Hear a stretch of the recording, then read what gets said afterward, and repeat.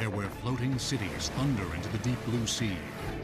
They represent centuries of mechanical evolution, and they hold back the tide to build the biggest machines on the planet. Now, Shipyards on Modern Marvels.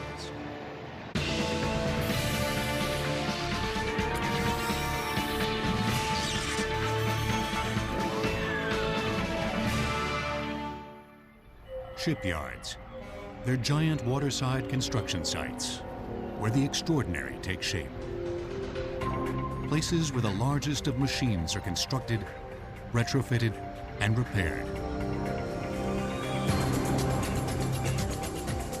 In times of peace, they create the vessels that carry commerce and international trade. And during war, they build the mightiest weapons the world has ever known.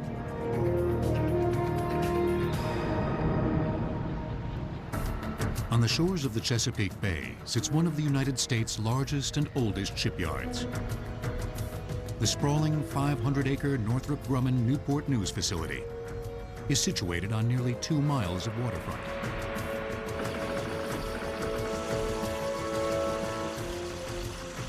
Workers at the facility are responsible for building and maintaining U.S. aircraft carriers, the most complicated warships to ever rule the waves.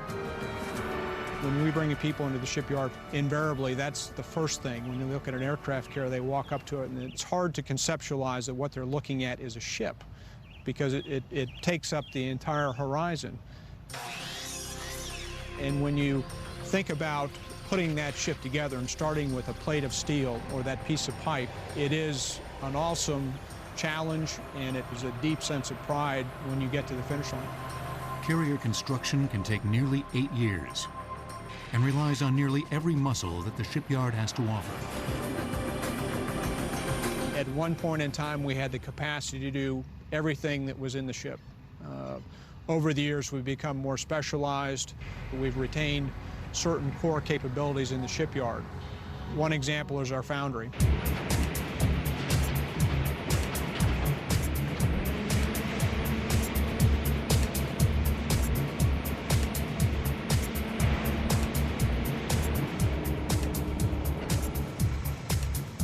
Workers within the over 250,000 square foot foundry pour up to 2,900 degree Fahrenheit molten metal into castings to form many of the ship's unique pieces. We also have other shops that make up the individual components. We have electrical component shop, we have pipe shop, we have a machine shop capable of machining anything you would ever want to machine. All these shops are equipped with the state-of-the-art equipment. But all these shops could be part of any huge industrial work site. What sets shipyards apart is the size of the material being created, and the fact that the final product must eventually find its way to water. Enormous dry docks are how many shipyards deal with both problems. I'm standing on top of the intermediate gate in the largest dry dock in the Western Hemisphere, here at Northrop Grumman, Newport News. The purpose of this intermediate gate gives us the option to divide this dry dock up into 2 sections. It's 2,173 feet long and 250 foot wide with a depth of about 40 feet. What you see here is just half of this massive dry dock. The other half is behind me. A dry dock is a concrete berth with a watertight gate at one end. Inside these often massive enclosures, shipyard workers both repair and build vessels. During ship construction, the dry dock is the focal point of the yard, where towering pre-assembled modules are joined together. But as with all modern shipyards, the building process starts small. The construction of the components for the carrier start in the steel fab facility, where we built small pieces, bulkheads, girders, foundations that come together to make up pre-assemblies. Those bigger pre-assemblies are then brought together in another shop to make sub-assemblies, which are a little bigger.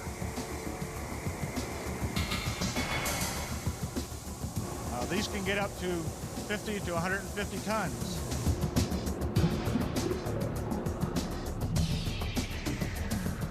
Over the course of months, workers weld, fit, and connect multiple sub-assemblies into even bigger modules. The largest of which are called superlifts and can weigh in at a staggering 900 tons. To move these enormous ship elements, workers make use of one of the shipyard's most conspicuous pieces of equipment, a crane. But like everything else in the shipyard, these construction tools are on a supermassive scale. At the far end of the shipyard, there's a crane. We call it the 900-ton crane. And we call it the 900-ton crane because that's the capacity for a lift. And you say, well, what other business would require such a crane? And there probably aren't any. Those kinds of things are unique to shipyards. The crane operator sits over 200 feet above the ground, while crews below attach the massive cables to the superlifts.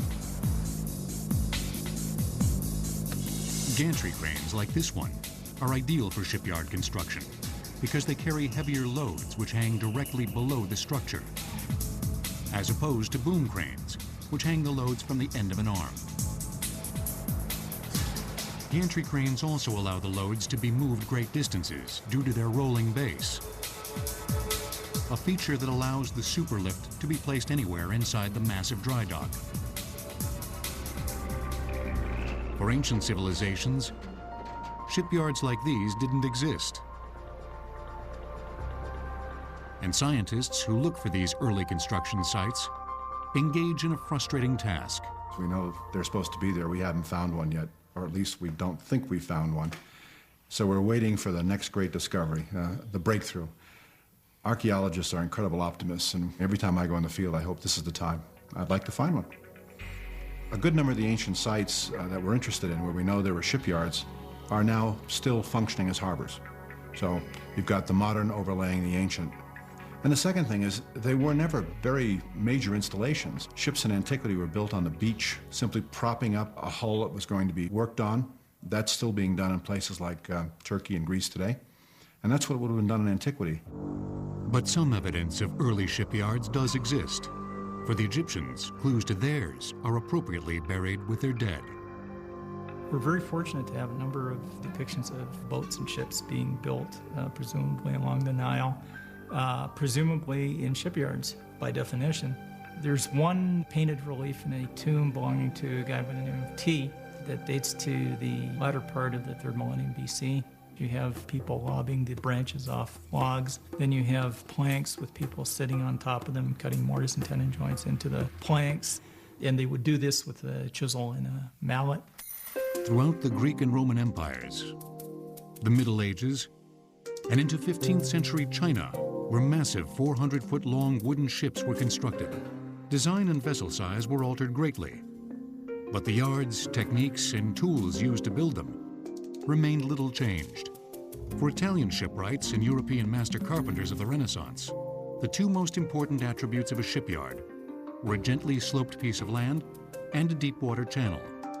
In the yard, workers used a chopping tool known as an adze to hew and shape the internal timber frames, while the mechanical advantage provided by block and tackle, coupled with animal power, helped shipbuilders to lift heavy masts and yard arms into place. The hammers were there, the chisels were there, the adzes were there, but nothing very complicated. You have to realize that this was a labor force that very often had very little training. Shipwrights themselves, there were some people who built ships that were in fact extremely well trained, but they often worked with a lot of people who weren't. You had to keep things very simple. And I think sometimes we have a tendency, because of the world we live in, to think that only complexity will get results. Well, that's not the case. By the end of the 18th century, trade began to fuel industrialization, and the goods being carried and the waterways on which they traveled began to change ship design. Growing nations realized their prosperity was tied to the ships they sailed, and it fell to the shipyards and craftspeople to help build that future. The gantry crane in the Northrop Grumman Newport News shipyard is the largest in the Western Hemisphere. Shipyards will return on Modern Marvels. During the 17th century, the British were one of the world's leading shipbuilders. Both an island nation and world power, Britain depended on its navy for international trade and to defend its vast holdings. Ships built in English port towns such as Portsmouth were constructed and repaired in some of the best shipyards of the day. Soon after the creation of the Royal Navy in 1670, the British government built the world's first stone dry dock. Also known as a graving dock, it allowed the British to repair their large ships of the line in a permanent and dry facility. And those docks are still in existence today and are still being used. One actually is the permanent home of the HMS Victory. Roughly 50 years after its founding, the burgeoning United States commissioned the first American graving docks. In 1827, engineers began building two, one in Boston, the second on the Elizabeth River in Portsmouth, Virginia. The civil engineering feat was one of the greatest the fledgling nation had ever undertaken. To dig this hole in the ground in 1827 was an extraordinary event. They had to excavate this hole that was 400 feet long, approximately 20 feet deep at least. Then below that, they had to drive the piles down. Piles are like telephone poles. On top of these piles, then they laid and cut granite stone. For early shipyards that specialized in repair, the dry dock was their single greatest physical asset. But other American yards in the business of building new ships relied more on a form of shipyard natural selection for success. The history of shipbuilding in the United States goes back to the colonial time, because the East Coast was fortunate in having many small protected harbors, tidal areas where wooden ships could be built, and a great store of timber standing right nearby that could be used to build these ships. In the U.S., from 1820 to 1890, more ships were built in Maine than anywhere in the United States. And due to unique geographic conditions, a majority of that building was done near the small town of Bath. The reasons for it included the availability of natural resources, a skilled labor pool, and, as importantly, a long stretch of the river from Hospital Point to Day's Ferry, 3 miles, where the western shore, the Bath side of the river, was far enough away from the river to accommodate the length of the vessels being built. Vessels couldn't be built on the opposite shore, the Aroostook shore, because of how steep the shore rises up out of the river. The coastline around Bath allowed building sites such as the Percy and Small Shipyard to create mammoth wooden vessels, some of the biggest to ever take to the waves. One of the most important ingredients of a shipbuilding site like this here at Percy and Small's South Ways was finding an area, first of all, big enough to build the vessel one wanted to build, and secondly, one that had just the right slope to the land. It's hard to see, but this land here slopes about 3/4 of an inch to a foot down to the river, just right to launch the vessels that were built here. The launching of a ship had changed little since antiquity. Workers built the vessels on top of wooden rails, known as ways. 19th century shipyards were less of a physical establishment than a local gathering place. As had always been the case, whole communities were part of the shipbuilding process. In communities where there were many shipbuilding facilities, there were often tradesmen who set up shops that supplied services to many different shipyards. For example, a painter might go to paint vessels at various shipyards. A ship carver might produce lots of ship carvings, figureheads, trail boards, other carvings to decorate vessels built in many different shipyards. This is basically from the beginning of time to the end of wooden shipbuilding. But one change during the 19th century began the modern transformation of the shipyard: energy. As power is introduced, we see shipyards begin to take the physical form that we recognize as a shipyard today. Space filled with shops for protecting the machinery that's used to produce the various parts of a vessel. First steam, and then electricity powered the tools and mechanized jobs once done entirely by hand, such as the cutting of wood and timber for the vessels. All of the heavy wood that was shaped here at the mill was done with the aid of heavy machinery, most of which was run from a belt and shaft system that came across the top of the mill building. This machine for shaping heavy timbers was known as the Daniels planer. It had a circular cutting head that would go around at a great rate of speed and could take up off to 2 inches at a time. The chips flew with such force that they actually gouged out areas of the ceiling and walls of the mill all around them. But all in all, it was a fairly effective tool for cutting down very, very thick and heavy pieces of timber. The shipyard's ability to use power tools to shape and trim the lumber allowed for greater efficiency in shipbuilding. Other trades began to appear within the yard. Workers once hired on a per-ship basis found it more economical to set up shop right on the premises. Permanent design buildings such as mold lofts became part of the shipyard complex. There were literally dozens of different trades that went into the making of a wooden ship. And in a 19th century shipyard like this, it all began here in the mold loft where the design started to take place. The designers would come up with a half model of the vessel, take its measurements, and blow them up full size here on the mold loft floor. That was in order to create patterns that could then be used to cut out the right shaped timbers to build the schooners.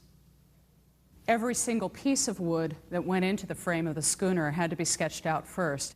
That's why the mold loft became such an integral part of a shipyard like Percy and Small. Carpenters, overseen by master builders, then began the arduous task of assembling the timbers that eventually became the ship's hull. Within the shipyard, workers constructed the frames on a platform attached to the keel. When a frame piece was complete, oxen or horses pulled the frame down to the emerging hull, where it was raised into position by animal power, using block and tackle. Countless tradespeople in turn added their skills to the growing vessel. Everyone from plankers and caulkers to sailmakers were necessary in the 19th century shipyard. But the greatest change for shipyards and builders came with the crossover from wood to metal in the late 19th century. Hewing of timber and sewing of sails, jobs that had been performed for millennia, would all but disappear as the world's oceans began to be traversed by floating steel. Riveters, torchmen, and ironworkers began to populate the yards, each with their own tools and crafts. When you're dealing with riveted construction and steel, obviously the weight or displacement of these ships is going up dramatically. One of the key things they need to invent in the yards were cranes, something to pick up the heavy weight. They start out with steam-powered cranes that really they're called portal cranes that go around the side of the dry dock and have the large arms with the hook on the end that they can pick things up. And then they eventually shifted over from steam to electric. The powerful cranes came just in time to lift shipyards into a new century. A century that would see both the triumph of the massive steel vessels and the stunning destructive power unleashed by shipyards over the course of 2 world wars. Built in 1833, the first U.S. dry dock is still in use today as part of the Norfolk Naval Shipyard. Shipyards will return on Modern Marvels. By the beginning of the 20th century, shipyards had undergone an epic change. The wooden ships that had brought the world closer together were now sailing into history. Industrialization and technology were replacing wood with steel. The age of the mammoth metal ship had begun. The thing about steel shipyards is that they do not come from wooden shipyards. The guys that have spent their lives building wooden sailing vessels are not going to wake up one morning and go to a different shipyard and be able to build steel vessels. The workforce for shipyards that build steel vessels comes from the foundries and the boilermakers. The new materials demanded precise work. Designers and naval architects began to be shipyard regulars as the old days of shaving wood with hand tools gave way to industrial presses that cut metal to exact specifications. In the United States, the technology began to change the yards, but it would take the First World War to unleash the nation's true shipbuilding potential. When World War I began in August 1914, the U.S. had for years been depending on the ships of European nations, primarily England, Great Britain, but also France and Germany, to carry American commerce to the world. As foreign governments pressed their ships into military service, America needed to build overseas transportation. As a result, the U.S. underwent a shipyard building boom.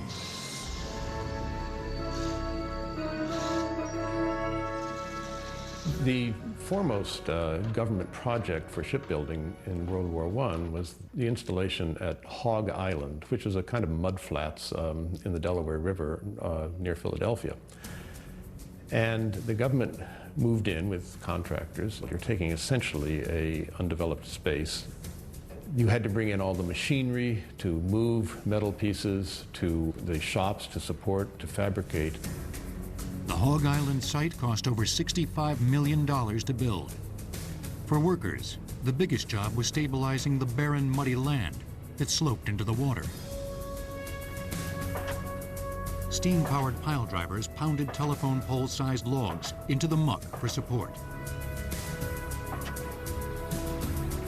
The defining feature of the mammoth construction site was the building of 50 shipways, able to accommodate vessels nearly 400 feet in length and over 50 feet wide. On either side of the shipways, permanent cranes were positioned to move the massive bulkheads and plate steel into position. At the height of production, over 30,000 shipyard workers manned the tools at Hog Island. But despite their best efforts, the shipyard had almost no impact on the war. The first ship built at the Hog Island facility didn't slide down the ways until August 5, 1918. The yard's designers had envisioned Hog Island as a fast-paced cargo ship assembly yard, where pre-built boilers, engines, propellers, and shaped steel arrived on train cars from manufacturers around the country. Unfortunately, the erratic supply stream and simultaneous site construction initially lowered the shipyard's efficiency. It took up to a year to complete a vessel. Cargo ships, the ones that were built for the war, were perfectly useful in commercial trade. So here's this flood of ships now made available after 1920 to the private operators, driving down the price of hulls because there are so many of them competing for the small market. The shipyards can't produce new ships, and the industry was in depression before the Depression began in 1929. It went from bad to worse. Throughout the Great Depression, American shipyards closed at an alarming rate, while the ships built during the First World War became more decrepit with each voyage. During the 1930s, President Roosevelt, frustrated by America's failing shipyard industry, created the U.S. Maritime Commission to modernize the U.S. Merchant Marine. The commission worked to design a standardized set of ships to carry U.S. goods and oversaw the funding for shipyards to mass produce the new vessels. You go to the Maritime Administration and say, I'd like to build a new ship. They say, fine. We will find out what it would cost to build that ship at world rates. That is to say, at the lowest cost adequate shipyard in the world. Then we'll find out how much it would cost to build it at a U.S. shipyard. We'll pay the difference. The subsidies program began to resuscitate the merchant shipyards. Meanwhile, Congress, fearing a second great conflict, recognized the need to build more warships, as well as repair facilities to take care of the Navy's wide-ranging fleet. An explosion occurred really starting in 1938 throughout the World War II period, but the period between 1942 and 1944, 26 huge graving docks were put in service. In the entire previous history of the United States, only 29 graving docks have been put in service. And here in a period of 2 years, 26 graving docks. The new facilities sprang up on both coasts, as well as Puerto Rico, Panama, and Hawaii. Engineers designed the new docks with the mammoth warships of the day in mind, and built some to repair multiple vessels simultaneously. These were 1,092-foot-long graving docks. They weren't 300 feet. These were for the big ships, for the carriers. These docks were way over 100 feet wide, about 150 feet wide, and over 40 feet deep. And they need a lot of them. New underwater concrete technology allowed workers to cut construction time on these new docks from years to months. The method is called the Tremie method, and basically it's a way of pouring concrete underwater. Before, he had to actually put cofferdams up and pump all the water out and make it dry before he could lay the concrete, but this was a way they could actually dredge out the area for the grading dock, place the forms down underwater, then actually through pipes lay concrete underwater. Two of the Navy's graving docks were put to the ultimate test during the event that thrust the U.S. into war, the Japanese attack at Pearl Harbor. One of the errors that the Japanese made on December 7th, they didn't totally destroy the shipyard, specifically the dry docks. They did bomb the ships that were in the dry docks. The Pennsylvania, the Downs, the Cassin were in dry dock 1. They were all terribly damaged, but they didn't destroy the dry dock. Within weeks after the attack, shipyard workers were able to put numerous ships, including 3 heavily damaged battleships, back into service. 2 additional battleships, too badly damaged to repair, were stripped clean, and their equipment and weapons were installed in new hulls at the San Diego Naval Yard. Some of the Navy's wartime repairs were performed in 142 newly built floating dry docks. Some were individual modules that could be towed almost anywhere. Part repair facility and part submarine. Once fitted together, yard workers could open valves which flooded and submerged the structure. When the vessel was in place, water was pumped out of the dock, causing it to rise, leaving the ship high and dry. During the Second World War, repair became very important, especially for the Navy, for 2 reasons. One was to repair battle damage, but the other thing was the technology was changing so fast, for example, with radar and the electronic systems, that there was a tremendous amount of work that had to be done to keep the ships up to date so that the ships were technologically superior to our enemies. But while some shipyards labored to keep the fleet afloat, others were welding and lifting their way into the record books. The United States was in the middle of a shipbuilding boom, and the shipyards were being called on to back the nation's war at sea. The hoagie sandwich was most likely named after and first eaten by workers at the Hog Island Shipyard in Philadelphia, who were nicknamed Hoggies. Shipyards will return on Modern Marvels. The carnage and destruction of World War II brought a golden age to American shipyards. Over 500,000 workers, many of whom were women, produced over 5,000 vessels for the war effort.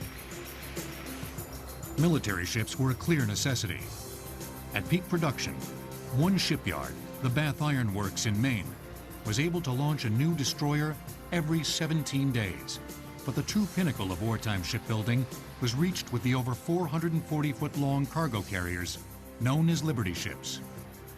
In World War II, when we were building the Liberty ships, and every ship was the same, as they built more and more ships, the production workers got better and better because they found little ways that they could build the ship faster. By 1943, many yards were producing a Liberty ship every month. One ship, the Robert E. Perry, was constructed in a record 4.5 days. Upon hearing of the speed at which they were produced, Hitler reportedly stated, "We have lost the war." The shipyards themselves were little changed, but inside, a revolution had taken place. Shipyard workers relied on new modular construction techniques, taking prefabricated pieces of ships and welding them together, as opposed to using the older, much slower riveting process. But part of the Liberty ship's success was due to the use of technology developed over half a century earlier. The technology utilized for the massive shipbuilding program in World War II was predominantly late 19th century propulsion technology. Also, the hull forms and the metal shaping were essentially late 19th century. Cutting-edge technology often requires a steep learning curve. Yard workers familiar with tried and true old ship construction methods were able to assemble the vessels with relative ease and help win the war. But as with the end of World War I, when hostilities ceased, the heightened wartime production of cargo ships nearly devastated a portion of the industry. With this enormous surplus of cargo-carrying ships at the end of World War II, the shipyards, again, had practically no business building cargo ships. But they were busy with the Cold War building military ships, naval ships. And so the shipyards were very busy, and the United States remained fully armed in naval terms after World War II. After the war, existing shipyards were redesigned to build and maintain ever larger ships. Engineers relied heavily on the modular shipbuilding techniques pioneered during the war. But now the individual pieces were building-sized structures, being hoisted and lowered by massive overhead cranes. But there was a downside to building on an epic scale. When a mistake was made, it was usually disastrous.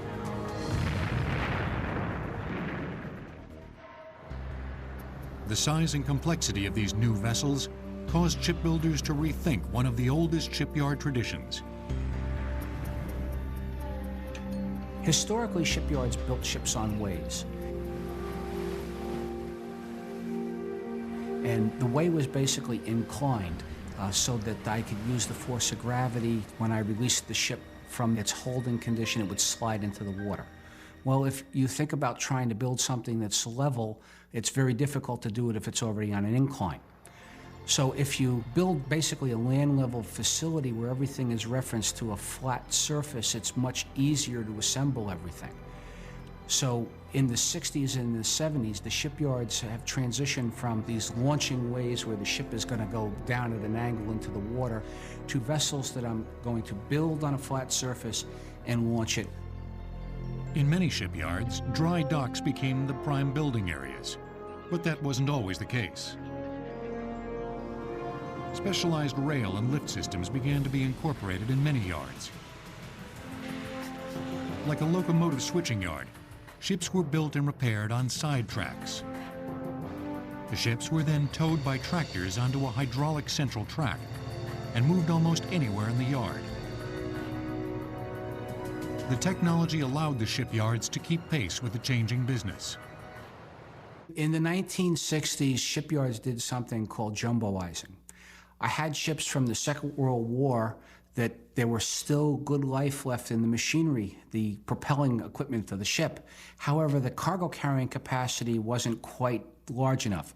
So we'd bring the ship into a shipyard and we'd basically cut the machinery away from the cargo section, throw the cargo section away and install a new cargo section that was larger that we had already built and was waiting for the ship to arrive. But some of the biggest changes for shipbuilders took place inside the ships. Within a decade after the war, the U.S. Navy began to use the same atomic energy that had so chillingly and effectively ended the conflict to power its new breed of ships. The shipyards of the 1950s and 1960s took responsibility for the nuclear vessels. The nuclear yards obviously had things they had to worry about that the others may not have to worry about, but specific craftsmen required people that were familiar with this type of work. It took, of course, increased training, and it took some special equipment that was available at the yards and additional security and that type of thing. But I think you'll find that all the naval shipyards had a similar type of set of skills and similar shop names and similar tools. America was now building some of the best warships the world had ever seen, and a handful of shipyards were pushing technology to the limits. But the Navy's triumphs belied a serious problem. U.S. shipbuilding was on a steep decline, and over the next few decades, conspiring forces would push American shipyards to near extinction. Of all the vessels built in shipyards during World War II, the merchant ships proved to be the most deadly. As many as 1 out of every 26 mariners who manned the ships were killed, a greater percentage than in any U.S. service. Shipyards will return on Modern Marvels. At At the start of the 1980s, America's shipyards were entering a period of production not seen since the Second World War. The Cold War had led to increases in both the U.S. and Soviet navies, and America was about to raise the stakes yet again. In 1980, President Reagan came in. He said, the Russian Navy is challenging our Navy. We're going to have a 600-ship Navy. This threw an enormous amount of construction to the shipyards that built for the Navy. The new ships were some of the most sophisticated ever built. Engineers began to rely on computers to both design and build the extremely complex vessels. Today, the computer's workhorse cousin, the robot, lives on shop floors at places like the Northrop Grumman Newport News shipyard. This is the 6-axis ABB fully programmable robot. Its articulated arm moves similarly to a human's, but the welding torch at the tip does most of the work. Engineers download schematics directly into the machine, which then quickly welds the complex but often repetitive shapes.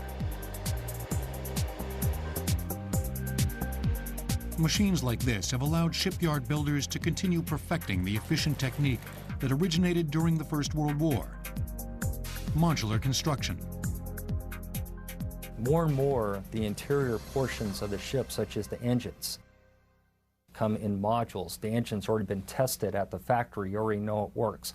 The radar system has been fully assembled and put together in New Jersey and tested, and then as a unit, you know it works. Then it's created and shipped off to the shipyards. Today's shipyards are constantly fine-tuning their operations to maximize efficiency and maintain profits. The shipyard of the immediate future is going to look a lot like the shipyard of today. We're still going to build ships out of steel because steel is relatively efficient and it's relatively inexpensive. We're going to use welding technology. The real improvements in shipbuilding are going to come from the ability to plan and to integrate. That I will be able to take design information, that information will go to every vendor, and the vendors will know instantly everything that changes and how it affects them. But the shipyards of the future will depend on more than the savings brought on by proper planning. Throughout the 1980s, some shipyards, such as Newport News and the Bath Iron Works, thrived on substantial government orders for high-tech Navy ships. But Washington's actions nearly destroyed the rest of the industry by cutting subsidies that had kept the merchant shipbuilders afloat since the Great Depression.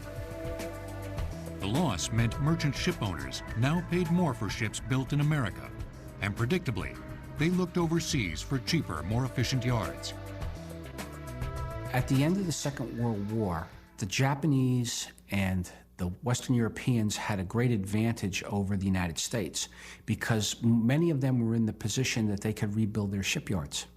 So basically they were starting with what you might think of as a clean sheet of paper so that they could lay out everything in the most advantageous way to minimize the cost of production. For example, it takes about 5 times the number of movements in a U.S. shipyard, all of which survived the Second World War, as it does in a Southeast Asian shipyard. The 1-2 punch of lost subsidies and more efficient foreign yards have had a profound effect on American shipyards. When I graduated from the Naval Academy in 1980 with a naval architecture degree, there are 22 major shipyards in this country involved in ship construction. Today, there are basically 6. In 1982, we had about 112,000 people working in the industry. In 2002, production workers are about 45,000.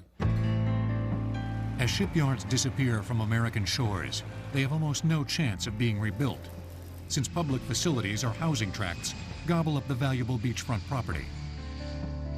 One of the largest shipyards in the United States, Hog Island, Pennsylvania, which was just south of Philadelphia, which was one of the most productive shipyards in the country in the 1920s, is now the Philadelphia International Airport. It would be very difficult to reclaim that back if you had to build a shipyard again. But the biggest loss will have little to do with machinery or dry docks. the biggest concern for those in the business today is what happens to the shipbuilders once the yards go away. Shipyards remain the places where builders use the world's largest tools to fashion the world's largest machines. But the loss of a shipyard is the loss of the age-old transfer of knowledge from master to apprentice. And that knowledge, once departed, may never find its way back to shore.